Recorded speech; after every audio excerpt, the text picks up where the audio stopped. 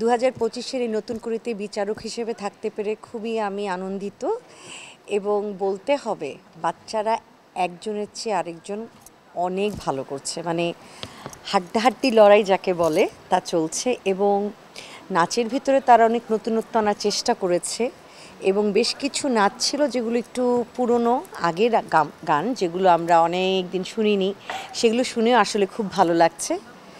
তো আশা করব যে আরও ভালো হবে, সামনে ওরা এগিয়ে যাবে। এই তো শুরু হলো, এখনই নতুন করে দেখে অনেকেই শুরু করবে আশা রাখি, কারণ সংস্কৃতি একটা দেশকে সামনের দিকে এগিয়ে নিয়ে যায়।